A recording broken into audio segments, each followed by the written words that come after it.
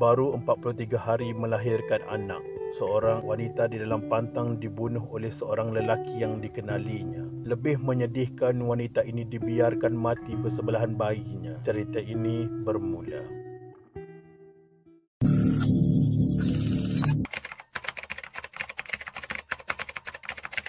Pada malam 4 Mac 2015, seorang wanita dikenali Rabiatu Adawiyah Abdul Aziz 24 tahun masih dalam pantang ditemui mati dipercayai dibunuh dalam bilik di rumahnya di tingkat 8 Mentari Court, Bandar Sawe, Petaling Jaya. Lebih mengejutkan, wanita itu ditemui separuh bogel dengan kedua-dua tangan dan kakinya terikat bersama bayi perempuannya yang sedang tidur di sisi kira-kira 8 malam.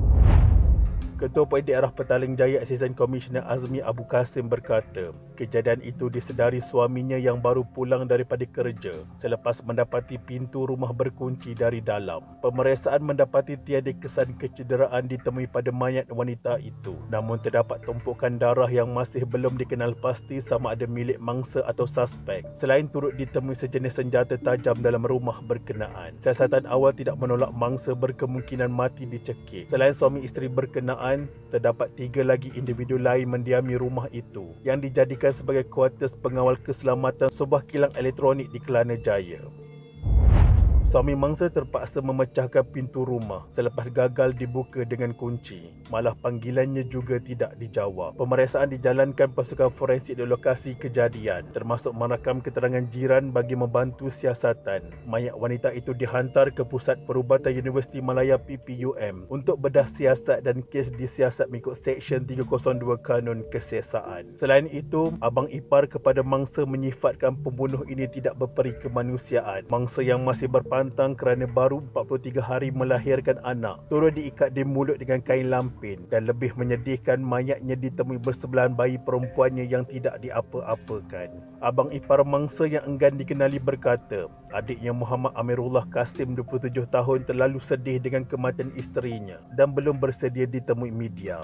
Dia masih terkejut dan sedih dengan apa yang berlaku, lebih-lebih lagi apabila memikirkan nasib bayi perempuannya itu. Proses bedah siasat yang dijalankan terhadap mayat mangsa pula mendapati wanita itu meninggal dunia kerana lemas.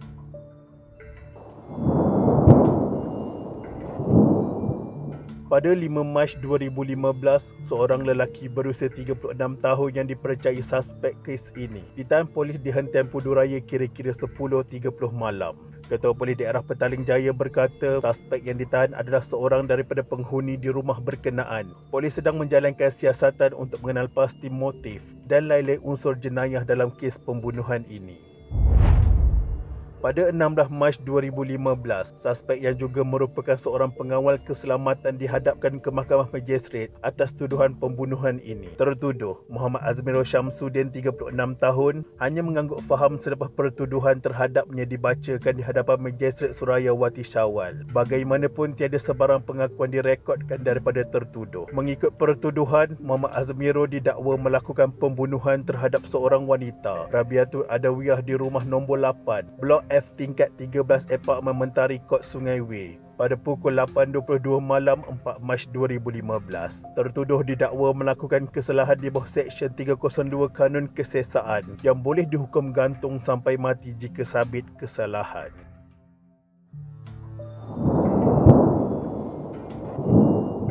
Pada 14 September 2018, suspek diperintah membela diri oleh Mahkamah Tinggi Shah Alam. Hakim Datuk Muhammad Azman Hussein membuat keputusan itu selepas mahkamah mendapati pihak pendakwaan berjaya membuktikan kes prima facie terhadap tertuduh. Muhammad Azman dalam penghakimannya berkata, mahkamah berpuas hati dengan elemen bahawa tertuduh menyedari perbuatan itu boleh menyebabkan kematian mangsa. Berdasarkan hujahan pendakwaan, DNA tertuduh ditemui pada kain lampin bayi yang diikat bagi menutup mulut mangsa. Seramai 14 saksi pendakwaan dipanggil sepanjang perbicaraan yang bermula sejak Januari tahun 2018. Pada 15 Oktober 2018, tertuduh menerima balasan setimpal apabila dihukum gantung sampai mati oleh Mahkamah Tinggi Shah Alam. Hakim Datuk Muhammad Azman Hussein membuat keputusan itu terhadap tertuduh Muhammad Azmirul Syamsuddin selepas mendapati pihak pembelaan gagal menimbulkan keraguan munasabah bagi kes berkenaan. Dalam penghakimannya, Muhammad Azman berkata, pembelaan yang dilakukan oleh tertuduh hanya bersifat penafian semata-mata. Justru itu, mahkamah tiada mempunyai pilihan kecuali menjatuhkan hukuman mati mengikut Seksyen 302 Kanun Kesesaan. Tertuduh diwakili Peguam Halim Asghar Muhammad Helmi dan pendakwaan dilakukan oleh Timbalan Pendakwa Raya Lokman Kasim.